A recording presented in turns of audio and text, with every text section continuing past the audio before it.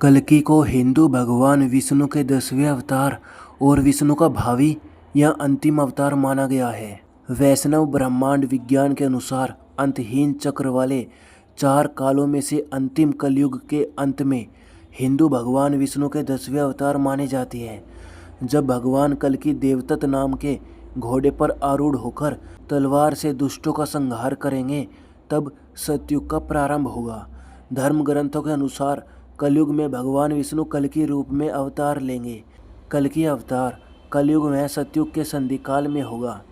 पुराण कथाओं के अनुसार कलयुग में पाप की सीमा पार होने पर विश्व में दुष्टों के संहार के लिए कल्कि अवतार प्रकट होगा। धार्मिक एवं पौराणिक मान्यता के अनुसार जब पृथ्वी पर पाप बहुत अधिक बढ़ जाएगा, तब दुष्टों के संहार के लिए विष्णु का यह अवतार यानी कल्कि अवतार प्रकट होगा। कल्कि को विष्णु का भावी और अंतिम अवतार माना गया है। भगवान का यह अवतार निष्कलंक भगवान के नाम से भी जाना जाएगा। आपको ये जानकर आश्चर्य होगा कि भगवान श्री कल्कि अनेकों कलाओं के पूर्ण निष्कलंक अवतार हो गए। शास्त्रों के अनुसार यह अवतार भविष्य में होने वाला है। कलयुग के अंत में जब शासकों का अन्याय बढ़ जाएगा, चारों तरफ पाप बढ़ जाएंगे तथा अत्याचार का बोलबाला होगा, तब इस जगत का कल्याण करने के लिए भगवान विष्णु कल्कि के रूप में अवतार लेंगे। श्रीमद् भागवत पुराण और भविष्य पुराण में कलयुग के अंत का वर्णन मिलता है। कलयुग में भगवान कल्कि का अवतार होगा, जो पापियों का संहार करके फिर से सतयुग की स्थापना करेंगे। कलयुग के अंत और कल्कि अवतार के संबंध में अन्य पुराणों में भी इसका वर्णन मिलता है। युग परिवर्तनकारी भगवान श्री कल्कि के अवतार का प्रयोजन विश्व कल्याण बताया गया है। श्रीमद् भागवत महापुराण में विष्णु के अवतारों की कथाएं विस्तार से वर्णित है। इसके 12वें स्कंद के द्वितीय अध्याय में भगवान के कल्कि अवतार की कथा विस्तार से दी गई है, जिसमें यह कहा गया है कि संबल ग्राम नगरी में विष्णुयश नामक श्रेष्ठ ब्राह्मण के पुत्र के रूप में भगवान कल्कि का जन्म होगा।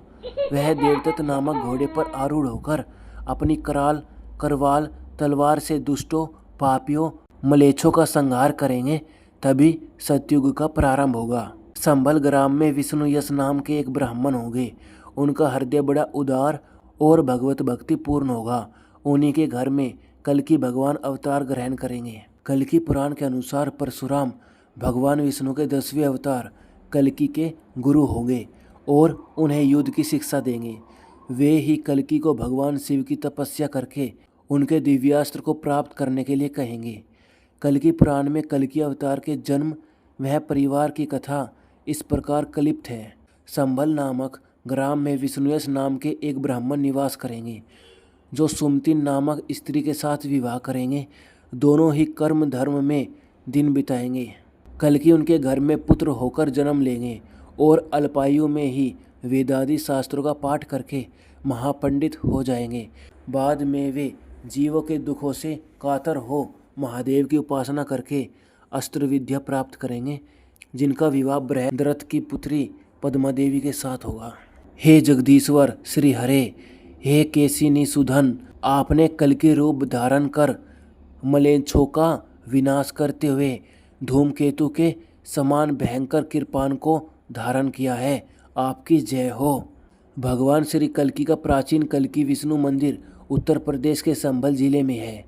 पुराणों में संबल जिले को संबल के नाम से भी पुकारा गया है। उनकी पौराणिक कथाओं की तुलना अन्य धर्मों में मसीहा, क़यामत, फ्रेसो, क्रेटी और मैत्रेय की अवधारणाओं से की गई है। कल्कि तिब्बती बौद्ध धर्म में बौद्ध ग्रंथों में भी पाया जाता है।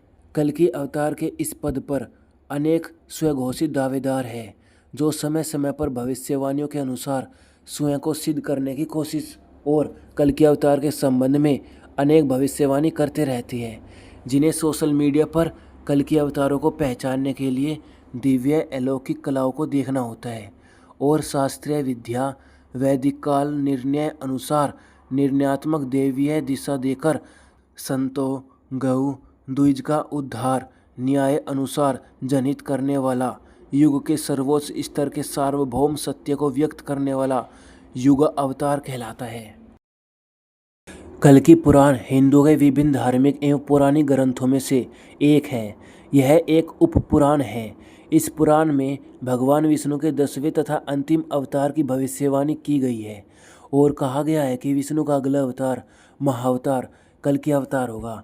इसके अनुसार कलयुग का अंत के समय कल्कि अवतार लेंगे।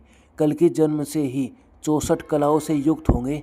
इससे यह स्पष्ट होता है कि उनके जन्म के समय सभी ग्रह उच्च अवस्था में होंगे या मूल त्रिकोण में हो। 2014 के बाद यह सन 2599 ईस्वी में ही यह संभव होगा, जब गुरु व शनि अपनी उच्च राशियों में एक ही साथ हो। तो यह माना जा सकता है कि यहाँ तो कल्कि जी का जन्म हो चुका है या होने वाला है। इस पुराण में प्रथम मार्कंडेय जी और शुक्रदेव जी के संवाद का वर्णन है। कल्कि पुराण में कलयुग का प्रारंभ हो चुका है, जिसके कारण पृथ्वी देवताओं के साथ विष्णु के सम्मुख जाकर उनसे अवतार की बात कहती है। भगवान विष्णु के अंश रूप में ही संबल गांव में कल्कि भगवान का जन्म होता है। उसके आगे कल्कि भगवान की दैवीय गतिविधियों का सुंदर वर्णन मन को बहुत सुंदर अनुभव कराता है। भगवान कल्कि विवाह के उद्देश्य से सिंघल द्वीप जाते हैं। वहाँ जल क्रीड़ा के दौरान राजकुमारी पद्मावती से परिचय होता है। देवी पद्मिनी का विवाह कल्कि भगवान के साथ ही होगा, अन्य कोई भी उसका पात्र नहीं होगा। प्रयास करने पर वह स्त्री रूप में परिणत हो जाएगा। अंत में कल्कि में पद्मिनी का विवाह संपन्न हुआ और विवाह के पश्चात स्त्रीत्व को प्राप्त हुए राजगण पुनः पूर्व रूप में लौट आए। कल्कि भगवान पद्मिनी को साथ लेकर संबल गांव में लौट आए। विश्वकर्मा के द्वारा उसका अलौकिक तथा दिव्य नगरी के रूप में निर्माण हुआ। हरिद्वार में कल्कि जी ने मुनियों से मिलकर सूर्यवंश का और भगवान राम का चरित्र वर्णन किया। बाद में शशिध्वज का कल्कि से युद्ध और उन्हें अपने घर ले जाने का वर्णन है, जहां वह अपनी प्राणप्रिय पुत्री रमा का विवाह कल्कि भगवान से करती है।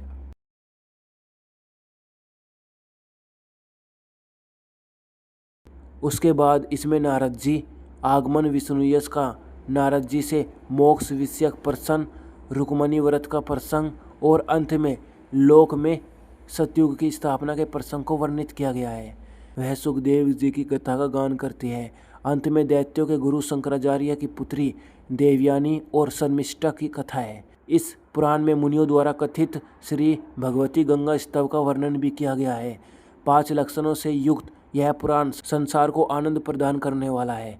इसमें साक्षात विष्णु स्वरूप भगवान कल्कि के अत्यंत अद्भुत क्रियाकलापों का सुंदर एवं प्रभावपूर्ण चित्रण है। जो कल्कि पुराण का अध्ययन व पठन करते हैं वे मोक्ष को प्राप्त करते हैं। जय कल्कि महाराज। दोस्तों, आपको यह वीडियो कैसी लगी कमेंट करके बताना। वीडियो को लाइक करना, शेयर करना और अपने दोस्तों में, फैमिली में ज़रूर शेयर करना। और आपको यह वीडियो अच्छी लगी हो तो हमारे चैनल को सब्सक्राइब करना और बने रहना हमारे चैनल पर। धन्यवाद आपका। मैं ऐसी ही वीडियो लाता रहूँगा रोज़ाना आपके लिए, आपके ज्ञान को बढ़ाने के लिए।